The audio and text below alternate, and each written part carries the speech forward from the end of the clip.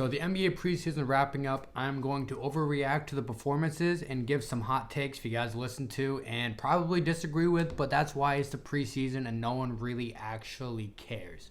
First hot take is James Wiseman looks like an absolute stud, and it's terrifying for the rest of the league as long as the Warriors can get a grip on what's going on over there. But James Wiseman has been tearing up the preseason, looking really good, looking athletic, looking in shape, blocking shots, dunking the ball, grabbing lobs, grabbing rebounds, just doing the whole deal that big men are supposed to be doing. And that's just fantastic to watch. James Wiseman is going to be a stud this year based off his preseason performances. Next, we have Trey Young and Dejounte Murray. Is this going to work? Is this duo actually going to be as good as it's showcasing in the preseason? Yes, there are some things that concern me still with it. Like when Trey Young is doing his Trey Young dance on top of the key, whether it's to get a three or a floater. Murray is still kind of going to the corner and just standing there as an off-ball spacer, and that's not really where he has, it's not really where his talent lies. I'd hope he do a bit more back cutting and screening in the future. But all in all, this backcourt is putting up crazy good stats. They look like they're comfortable playing with each other, and so far they're sharing the ball and sharing the point guard responsibilities. And I think that this duo is showing a lot more promise than we projected them to kind of this early in the season. This is definitely a backcourt to watch out for sure. Next, probably biased towards the Boston Celtics, and that is Sam Hauser is a shooter. This guy is going to be Kyle Korver 2.0. Just watch and wait. He's coming off screens. He's really just catching and shooting, but he's knocking them down, and it's looking amazing. The Celtics have always needed a spot up 3-point shooter. Danilo was supposed to be that guy. He tore his ACL. Now it's going to be Sam Hauser, and he's going to hit like 2 or 3 threes a game for the Celtics. It's going to be absolutely beautiful. We're finally going to get like a real spot-up shooter, and it's just amazing to watch. I'm super excited for this kid to be playing. I say kid. He's probably older than me. But anyways, moving on to the Heat and Nikola Jokic. And is he the steal of the draft? Like, everyone knew that Jokic was a steal because he was projected so high, like his last year overseas, but he kind of fell through the draft process. But he's looking like he's been in the NBA for like 3-4 years now. I mean, he's playing with complete confidence, playing at his own pace. He's playmaking very, very well, shooting 27-footers, like damn near 30-footers consistently. Has a little bit of a dribble, has a little bit of ball handle. And did I say he's passing like Nikola Jokic? Well, anyways, he's passing really well. And, I forgot to mention, he is 6'10". That is just insane. This kid is going to be really good, and he's just showcasing right now in the preseason what's left to come. It could be the savior for the Miami Heat this year because they desperately need more shot creation. And if Jokic can provide that, well, he's going to find really good minutes and have a strong case for Rookie of the Year. Next, Ben Simmons is still Ben Simmons, and we absolutely love to see it. I think the days of if Ben Simmons gets a jump shot are over. At least I hope they are. If you're still one of those people, get your head out of your ass because it's not going to happen. He's not going to become a 3-point shooter. If he is, he might shoot one a game and shoot 30% from the field, from three. But he's doing what exactly Ben Simmons does, and that's exactly what the Nets need. Playing good defense, running out transition, playmaking, throwing smooth passes all over the court, being big. And as a whole, that Brooklyn Nets team looking pretty solid. I mean, they look like they want to play together. They look like they're motivated to win a championship, which people didn't really think this was going to happen with everything else going on. Yes, if they start losing games in the regular season, things might change. But right now, Ben Simmons and the Brooklyn Nets, well, I say that, but it's obviously Kevin Durant and the Brooklyn Nets, but Ben Simmons is looking really good, and I'm just happy to see him back on the court after everything he was going through the past year and a half. Truly a special talent, and it's just exciting to see him play. Next, I'm probably going to get a lot of hate. I've already gotten hate for slandering on this guy in the past, and that is Jalen Suggs still isn't great. He still isn't good.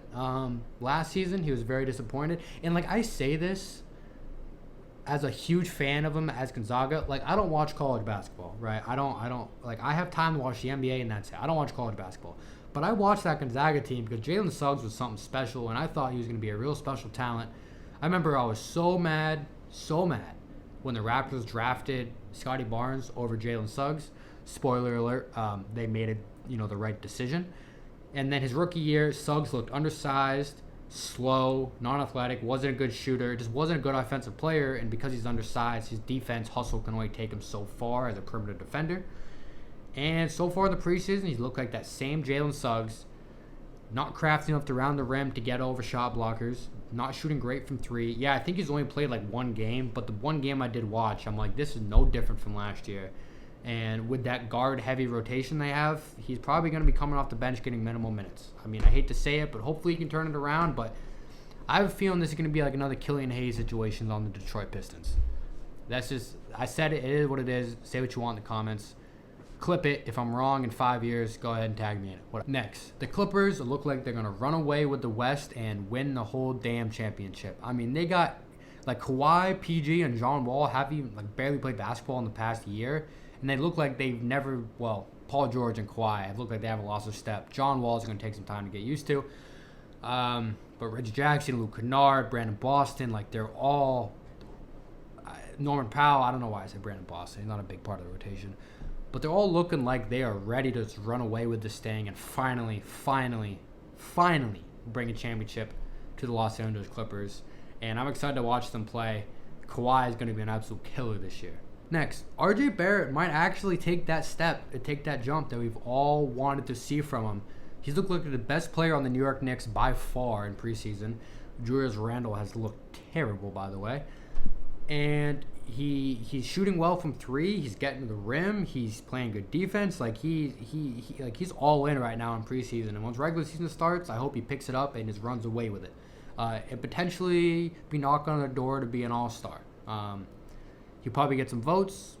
Probably won't make it. Maybe be an injury reserve guy when Kevin Durant goes down with an injury again.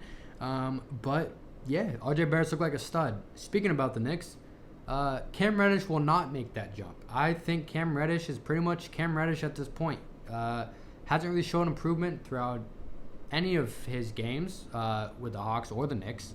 I know Tibbs can be hard on young guys, but he's going in his fourth season now, and he's barely scoring in the preseason when teams aren't really trying that hard on defense regardless.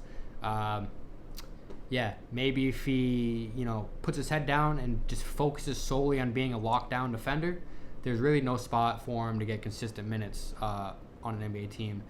That take is going to be highly disregarded in the comment section if this video gets any traction at all. Next, I think the Bulls can stay above water with Ayo Dosunmu as the point guard. He's looked really solid. He's playing outstanding defense. He's playmaking, pretty well, shooting the ball, being a good off-ball spacer. And like when Lonzo was potentially rolled out for the season, a lot of people kind of wrote them off as that's the team that the Cavs are going to, push out of the playoffs because obviously the Cavs are making the playoffs. And they're like, oh, well, the Bulls have lost Lonzo and they almost fell out last year, so they're going to get... If Zach LaVine can stay healthy and DeMar DeRozan can pick up from last year and then Ayo is running the point, I think they're going to be fine. I think they could still be around the 7-8 spot when it comes time to the final standings at the end of the season. Next, Shaedon Sharpe, Rookie of the Year conversation. Maybe he wins the thing. I mean, I know he played against a team that doesn't have one NBA player on it, but dude looked really, really nice in preseason so far. I mean, he's shooting well from three. He's pulling up from the midi, going to the basket. Like he's got the whole offensive game. Not to mention he hasn't played basketball for like 2 years. So if he gets half a season NBA reps underneath his belt, he's going to look really, really solid towards the end of the season. And he could have a run for Rookie of the Year right now. I mean, he's looking better than Paolo is right now. I mean, not to say that he's better than Paolo, but shit, he might actually win the thing. Finally, Austin Reeves will be the third most important player on that Lakers team by the end of the season. Austin Reeves has looked really good in preseason. He's doing all the little things. He's being the off-ball spacer. He's grabbing rebounds, running out transition, getting blocks, steals, assists. I mean, he's really doing wonders for that team. I say that as in I'm not projecting Russell Westbrook is traded this season for like Buddy Hield, Miles Turner, or whatever that trade package is going to be. I'm just saying this assuming that's not going to be. But I think Austin Reeves might be more of an important player to that Lakers system than Russell Westbrook or any other guys they brought in. I'm not saying he's better than Russell Westbrook. I'm not saying that. So all you Russell Westbrook diehards, don't come at me. I'm not saying he's a better player, But for the Lakers system and what they're trying to do, Austin Reeves is a more important player for that system, and I think he's going to be like a starting guard for them for the entire season and be an absolute phenomenal for them for when they finish probably in like the 7th seed. So those are my preseason hot takes. Not really sure what this video was meant to be, but here it is. I guess I just spit off a bunch of hot takes I want you guys to argue with. So let me know if you have any standouts in preseason. Let me know in the comments. I always love to chat ball with you. I'll never say you're wrong.